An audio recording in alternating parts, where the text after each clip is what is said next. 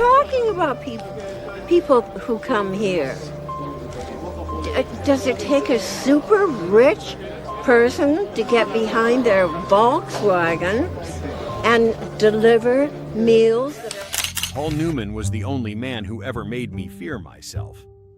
Elizabeth Taylor uttered that short, trembling line in her final interview before she passed away, just a few words yet, enough to leave all of Hollywood stunned. For between the two people long regarded as the most flawless icons of their century, the world had always believed they were merely colleagues, two stars moving in parallel across the cinematic sky.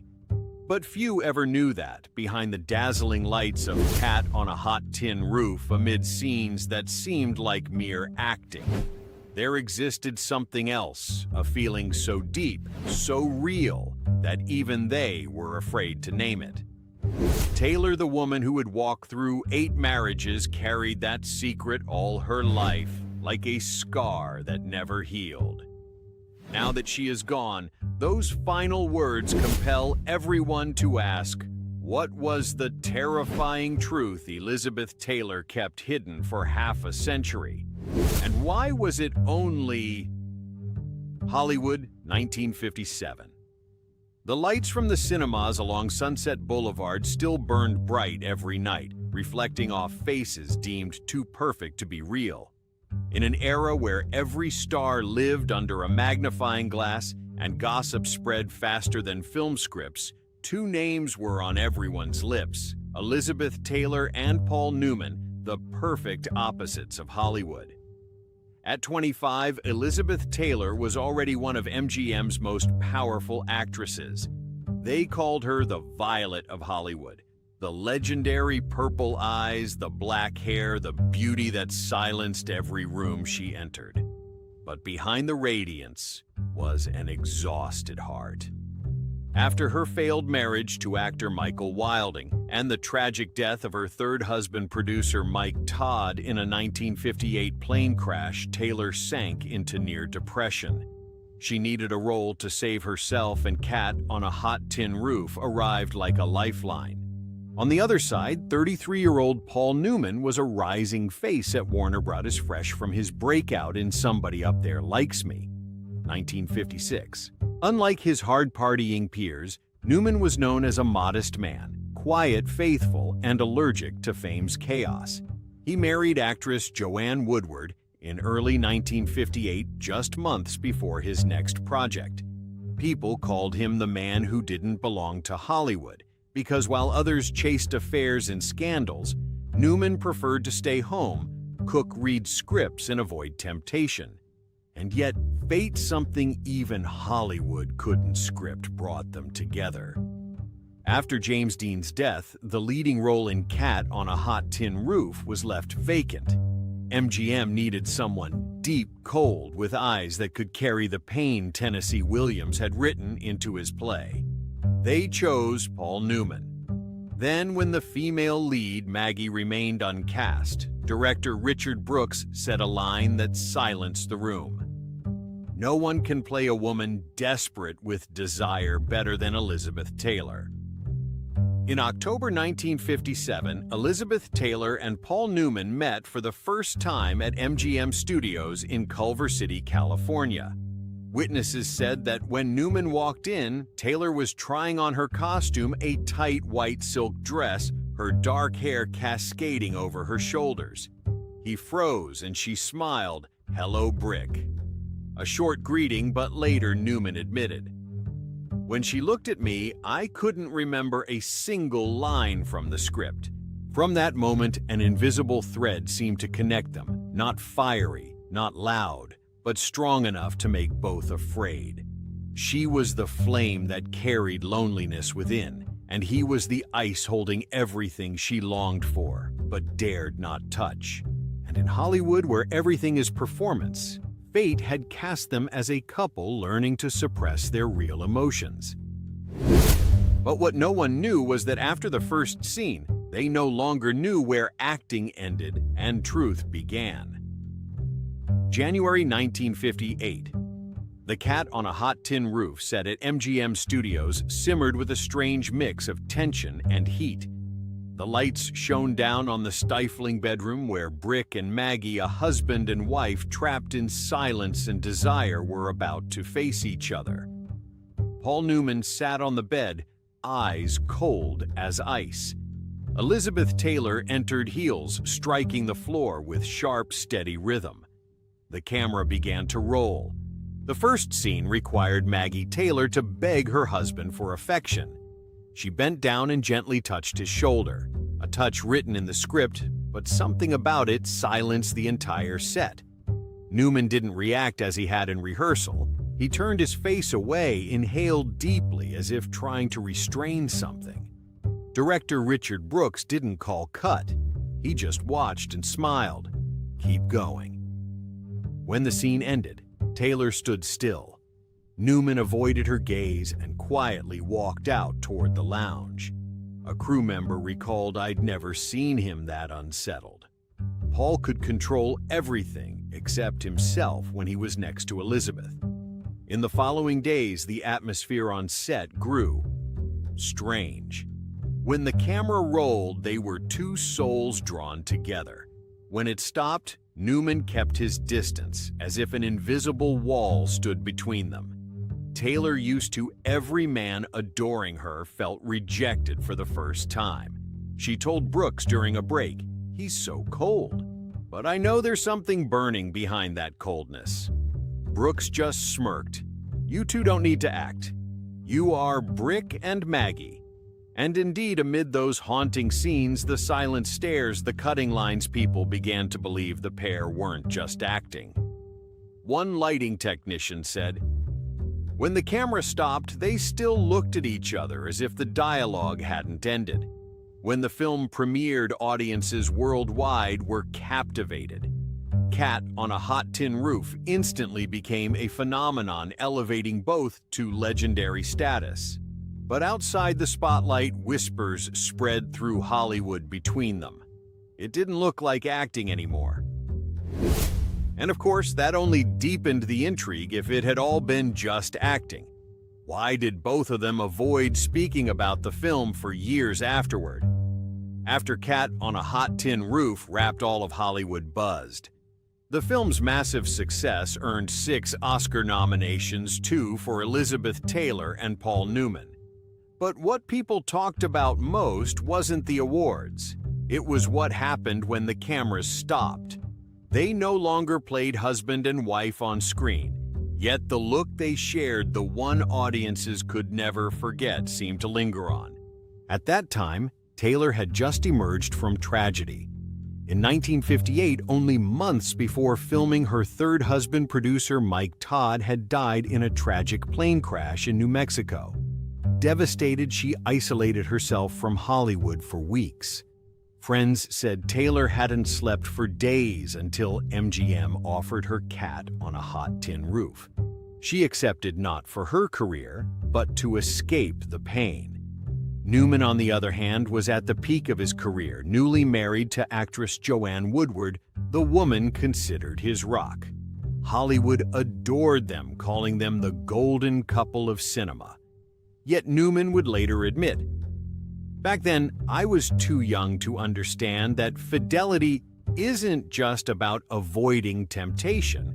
It's about controlling your emotions." And that limit was tested many times during his months with Elizabeth Taylor.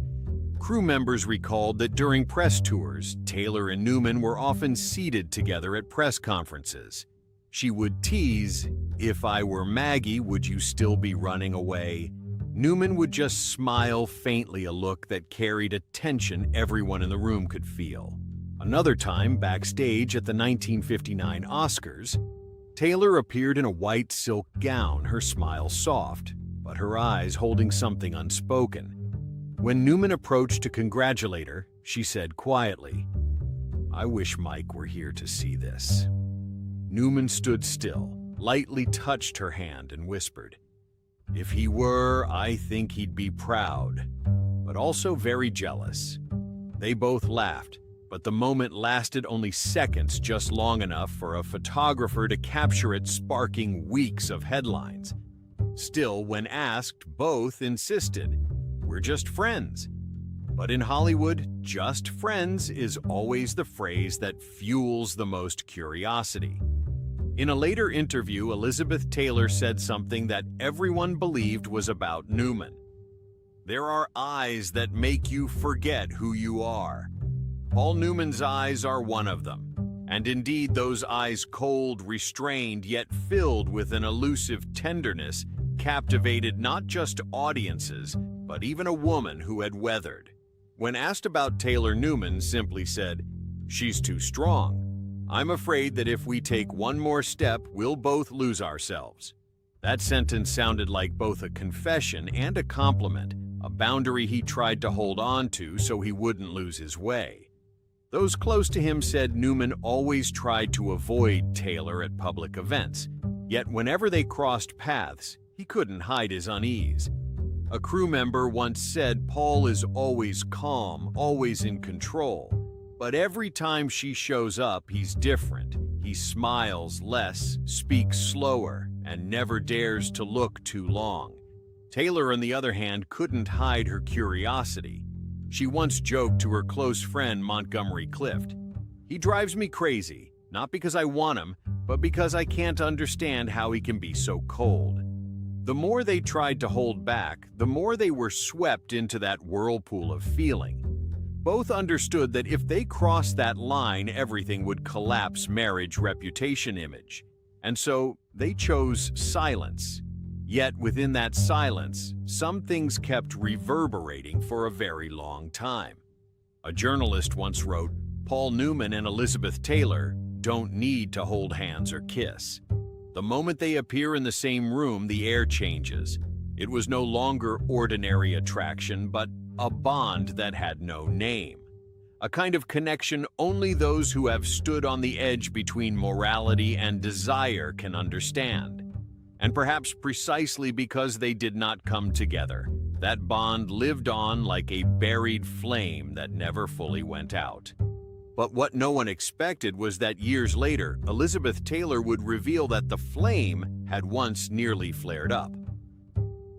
And that was the moment the real secret began. That flame, that feeling both thought they had buried after the days on set had in truth never died. It merely lay still smoldering, waiting for a fateful night to burst forth, if only for an instant. Hollywood, the summer of 1958. Cat on a Hot Tin Roof had just finished post-production, but Elizabeth Taylor and Paul Newman still had to attend test screenings together, pose for publicity photos, and sit for press interviews. Both knew something was changing. It was no longer a vague quiver on the screen, but a real connection so deep it frightened them. The interviews became awkward. When asked about her co-star, Taylor smiled and avoided the camera. "He makes me forget I'm acting." As for Newman, a man of composure, he answered briefly, "She's dangerous."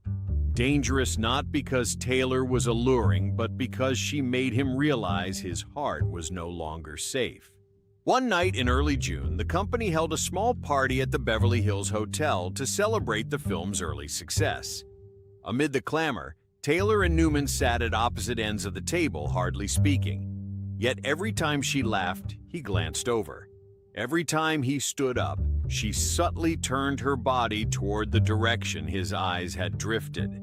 No one said a word, but those watching could feel a strange energy stretched so taut it could be sliced with a knife. When the party ended, Taylor returned to her small apartment on North Crescent Drive, looking out over a quiet street shaded by palms.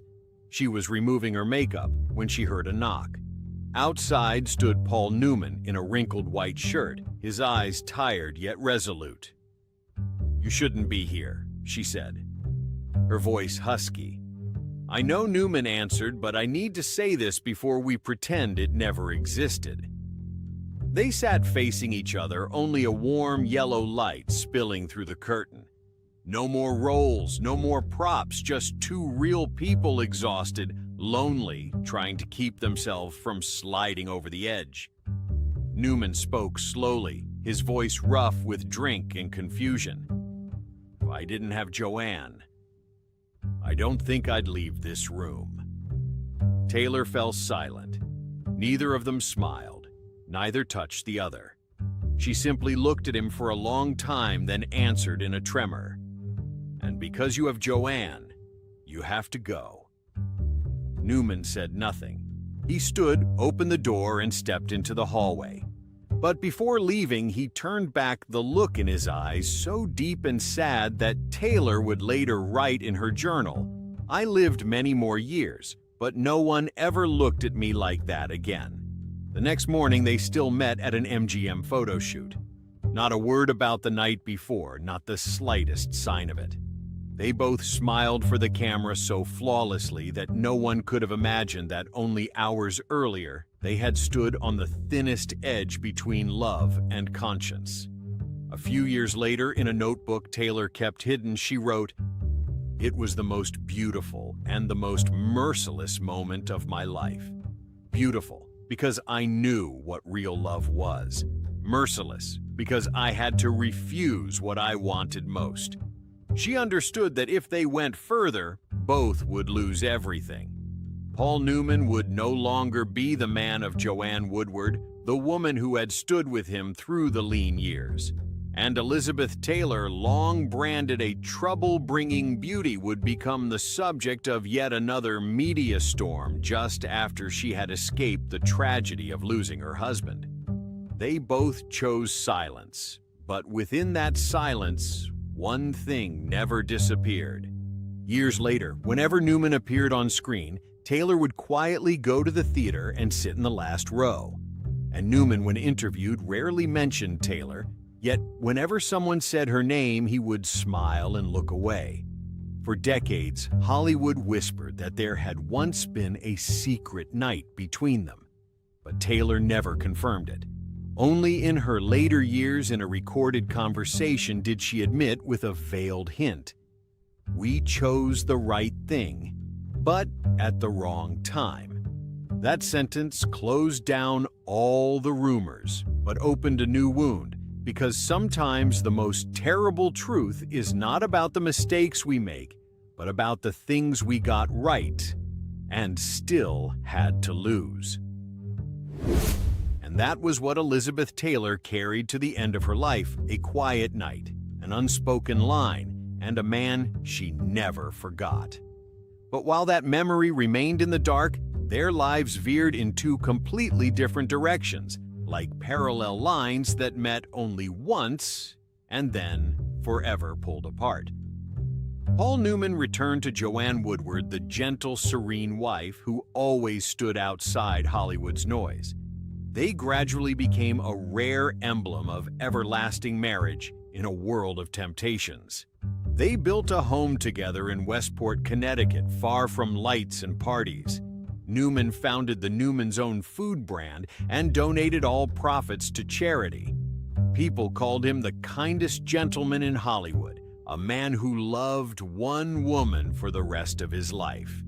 As for Elizabeth Taylor, the blazing violet bloom of cinema, she seemed to step into the opposite kind of days.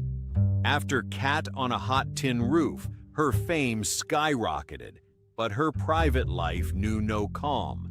She married Eddie Fisher, the close friend of her late husband Mike Todd, a union that enraged America for being seen as husband-stealing. Then a divorce, then Richard Burton, then another divorce, then marrying Burton again. 8 marriages, 8 times signing a paper others called madness, and she called I was only looking for love. Yet in every interview, no matter which man the press asked about Taylor, always sidestepped, only smiling and saying, "There was someone who made me believe in true love, but I let him go." She never said the name, but everyone understood. Not Burton, not Fisher, but Paul Newman. Between them, there was no second film, no letter, not even a formal goodbye. Yet for years, people kept spotting them at the same events, always at a careful distance, always exchanging polite smiles, their eyes dimming when they met. Once in 1973 at the Academy Awards, when Taylor was invited on stage to present for The Sting, The film Newman starred in the auditorium seemed to hold its breath. As she read the winner's name, her voice quivered slightly. And Newman in the front row simply bowed with a smile, the very smile Taylor later told a friend he's still the same. Calm, courteous, and just cold enough to drive me crazy. After that ceremony, they say Taylor stood for a long time in the backstage corridor watching Newman disappear into the press scrum. She didn't walk over. She didn't call his name. Perhaps she understood that some people don't need to be met again knowing they still exist somewhere in the world is enough. Paul Newman stayed with Joanne Woodward until the end, a marriage lasting more than 50 years, an unthinkable feat in Hollywood's turmoil. Elizabeth Taylor, despite a string of romances and heartbreaks, kept a very small corner within that no one could touch. In a 2007 interview asked, "If you could go back, what would you change?" she answered simply, "I wouldn't let him walk out of that room." A reply that left listeners silent because sometimes the person who haunts us the most isn't the one we lost, but the one we never truly had. Among the hundreds of Elizabeth Taylor's photos hanging in the Film Institute, only one taken with Paul Newman was kept in her private room, a behind-the-scenes shot from 1958, where he's looking at her unaware a camera is turned his way. And for half a century afterward, no matter how many men or upheavals came and went, Taylor never let anyone touch that photograph. Because some memories, though, lived for only one night, are enough to walk with us to the end of our lives. For more than half a century, Elizabeth Taylor never spoke that name in public again. But in 2010, when her health had waned sitting in a keepsake-filled room in Bel Air, she agreed to a final interview for PBS. Her voice was hoarse and slow, but her eyes still shone as they once had the legendary violet that had bewitched the world. The interviewer asked, "Of all the people you've met, who is the one you most regret?" Taylor was silent for a long time. She looked out the window where the afternoon sun slanted across the garden, then smiled gently, Paul Newman. The interviewer hesitated. His name had never appeared in any of her love stories. But Taylor continued as softly as a breath, "Because I never told him that I loved him." That sentence tore through the quiet of the room. No tears, no justification, only the calm of someone who had carried a torment for too long. "He's the only man who ever made me fear myself," she added. "I was afraid that if I said it any earlier, I wouldn't be me anymore." It wasn't a confession. It was a late farewell from a woman who had lived fully loved fiercely, and just once in her life chose silence for fear that happiness would destroy what remained.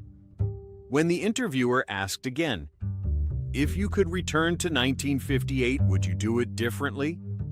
Taylor smiled, her eyes lit with a warmth tinged with sadness. "No one can defeat timing. We chose the right thing, but at the wrong time." That line stilled the studio. No one knew it would also be the last time Elizabeth Taylor ever mentioned Paul Newman. A year later, she passed away in her sleep at 79. In her private room, they found many keepsakes photographs, a few unsent pages, and inside a mahogany drawer, an old picture, a behind-the-scenes shot from Cat on a hot tin roof in 1958. In it, Taylor is laughing, and Newman is looking at her, his eyes as gentle as half a century before. No one knows why she kept that picture for life. Perhaps it was a reminder of a love that never found a name, a private chapter she chose to fold away forever. They say some secrets are not meant to be exposed, only carried to the very end. But Elizabeth Taylor did not do that. At the edge of life and death, she spoke the thing she had always feared, that her true love did not live in 8 stormy marriages, but in a quiet moment with the man she could never have. And perhaps only by saying it did she finally set herself free. The line Paul Newman, "Because I never told him that I loved him," is still recalled as one of Hollywood's most beautiful and saddest parting words. For it is not merely regret, it is proof that even the seemingly perfect among us carry a scar that never heals. Elizabeth Taylor once lived bright as fire, loved like a storm, and left in peace. But the flame named Paul Newman perhaps never went out. There are loves that need neither a beginning nor an ending, only to exist quietly in the memories of two people brave enough to restrain them for a lifetime. Elizabeth Taylor and Paul Newman are proof of that. They made no promises, spoke no vows, yet a single glance, a single unsaid line was enough that half a century later, the world still speaks of them with unspent longing. When Elizabeth Taylor closed a life, both glorious and tear-streaked people understood sometimes the most terrible truth isn't a secret kept hidden, but the real love, the love we must hide to preserve what beauty remains. She had loved but did not dare to say it. He understood but could not answer. And between them, only one thing endured a silence that stretched for half a century. If you too believe that behind Hollywood's dazzling lights are hearts that know how to love, to fear, and to ache just like all of us, then like, share, and subscribe to join me on a journey to uncover the untold stories where legends are not only celebrated, but felt as real human beings. Because sometimes what makes a star immortal is not the light they shine, but the flame they carry, even if it burns only once in a lifetime.